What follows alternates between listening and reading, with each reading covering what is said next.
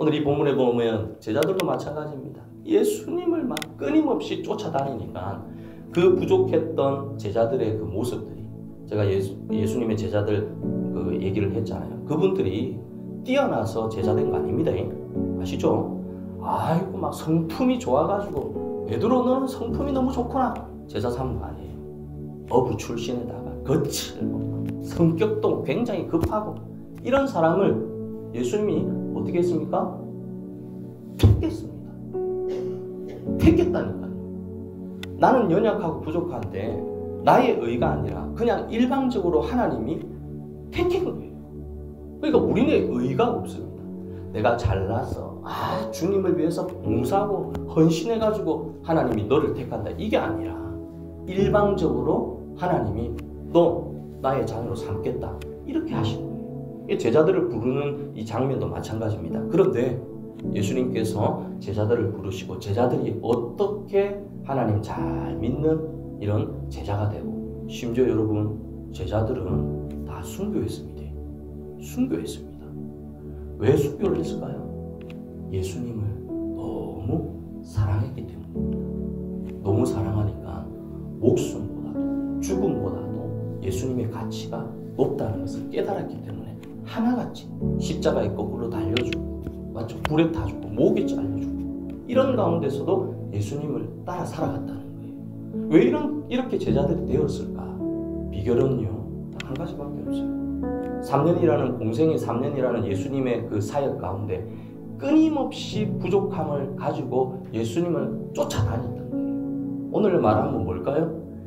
비가 오나 눈이 오나 예배드리고 말씀 듣고 찬양하고 기도하고 힘들고 어려울 때 주님 의지하고 이런 삶이 지속적으로 이루어졌을 때 어느 날 하나님의 때가 됐을 때 마가다락방에서 성령의 역사가 일어났다. 주님의 테두리에서 하나님 안에서 살아갈 때 때가 되면 하나님의 역사가 일어납니다. 우리는요 이 기다림이, 저도 마찬가지죠. 기다림이 힘들어서 지쳐서 나중에는 포기하는데 그게 아닙니다. 꾸역꾸역 예수님 품에 여러분 누워있는 은혜가 있기를 간절히 바랍니다. 꾸역꾸역 예수님 품에 있으면 어느 날 시간이 다 지나다 보면 내 영혼도 고쳐있고 내 육체도 고쳐져 있고 삶의 인생의 문제도 어느 날 되돌아보면 다 고쳐져 있어요. 내가 깨달을 때가 아니라 어느 날 하나님 그런 놀라운 기적들을 보게 하는 것입니다.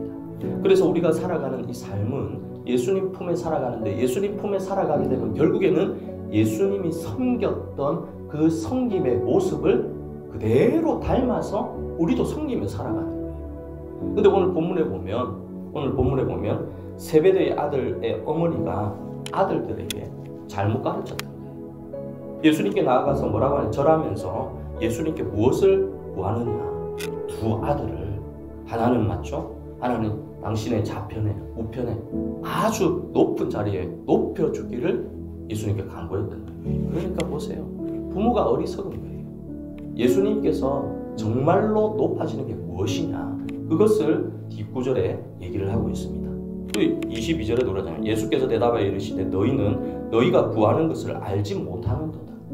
그토록 예수님을 쫓아다녔는데 아직도 세상 권력과 세상 욕망에 가득 차 있는 이 어머니를 책망하고 있는 거예요. 여러분, 이 땅 가운데 높아지는 게 뭘까요? 예수님께서 말하기를 높아지고자 하는 자는 섬기는 자가 돼요. 이게 성경의 원리입니다. 우리나라에는 그런 게 많아요. 뭐 권력을 쥐고 높아지는 게 남을 다스린다고 생각해요. 교회 안에도요. 지금 뭐 우리 교회는 아니지만 잘못된 생각으로 예전에 교회가 풍지박산 나는 모든 교회 중심에 보면 교회에서 높아지고자 하는 사람, 아무도 섬기고자 하지 않는 그런 교회는요 결국엔 망하게 됩니다. 망하게 됩니다. 직분자 교육, 뭐 우리는 이제 직분을 다 써야지만 왜 합니까? 장로라는 직분을 받고 권사라는 직분을 받는 것은 그거는요 높아지는 직분이 아닙니다. 끊임없이 낮아져서 주님을 섬기는 거예요. 저는 제가 교회에 섬기면서 사역을 하면서 장로님의 직분을 받은 장로님들이 대부분 다 다 화장실 청소하고 막 주차장에서 주차 관리하고 또 매일 앞에서 이제 낙엽 주고 이런 모습들을 너무 많이 보아봤어요. 이게 뭘까? 근데 이게 그냥 된 게 아니더라. 목사님께서 교육을 잘 시켜가지고 장로라는 직분은, 원사라는 직분은, 목사라는 직분은 뭡니까? 하나님의 마음으로 섬기는 거예요. 어제 우리 저희 사모하고도 가면서 이제 통화하는 걸 우리 사모도 들었지만 옛날에 섬겼던 교회 어느 집사님이 교회를 위해서 충성봉사를 굉장히 많이 하시는 분이에요.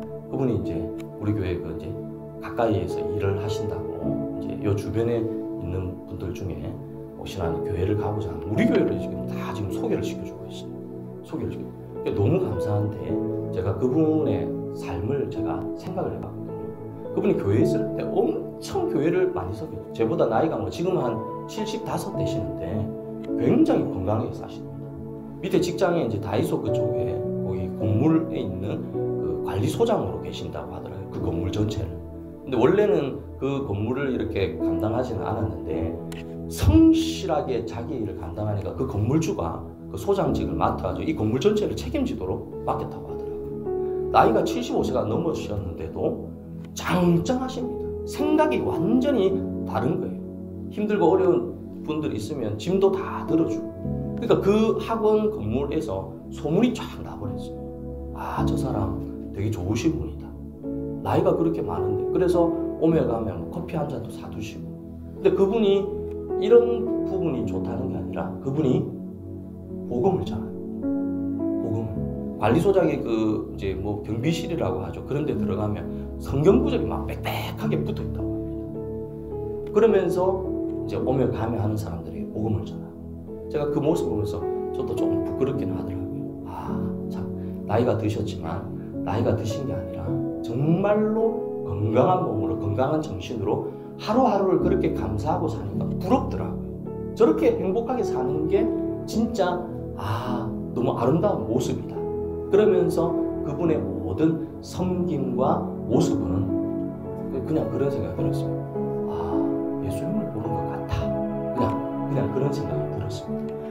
기회만 되면 솔직히 말해서 저는 그분이 말하는 것처럼 대단한 목사가 아닙니다. 대단한 목사가 아닙니다. 수성구에서 굉장히 훌륭한 목사님이 이 수성구에 있다고 그 저보고 얘기하는데 집사님 아니라고 그만 좀 그런 얘기 좀 하지 마시라고 내가 막 이렇게 아이고 하나님의 종이면 다 그렇죠 하면서 막 이렇게 얘기를 하더라고요. 그러면서 목사님 제가 요 수성구 쪽에 아는 분은 다 목사님한테 다 연결해 줄 테니까 목사님 책임지고 좀 기도 좀 해주십시오 이렇게 얘기하더라고요. 아이고 집사님 내가 부족하지만 그래도 만약에 보내주는 영혼이 있으면 제가 열심히 기도하고 최선을 다해서 섬기겠다 그렇게 약속을 했습니다. 옛날에 또 하나 더 생각나는 게 있어요. 어디 신방을 가는데 나이 차이가 많이 나잖아요.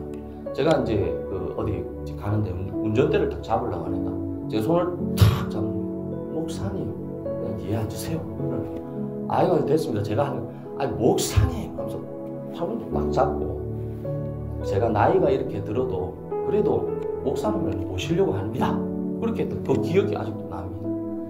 그만큼 하나님을 사랑하는 마음으로 그때 당시에 그렇게 한 번 쓰러진 적이 있어요.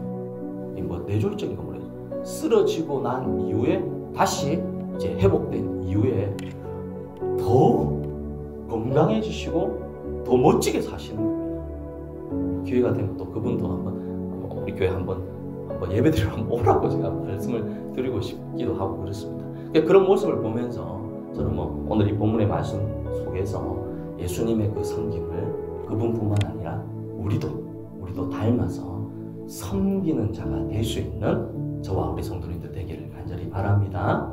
사실은 이런 것에는 하나님의 주시는 그 기쁨이 있어야 되겠죠. 그래서 오늘도 여러분 이 하루를 출발할 때 나의 작은 섬김이 하늘에서 해와 같이 빛난다는 것을 알고 여러분 혹시라도 하나님의 마음으로 내가 섬겨야 되고 내가 또 칭찬해 줘야 될 곳, 내가 위로해야 될 곳이 있다면 서슴없이 여러분 오늘 하루 동안에 이런 좋은 마음을 실천하는 저와 우리 성도님들 되기를 예수님 이름으로 축원드립니다. 아멘.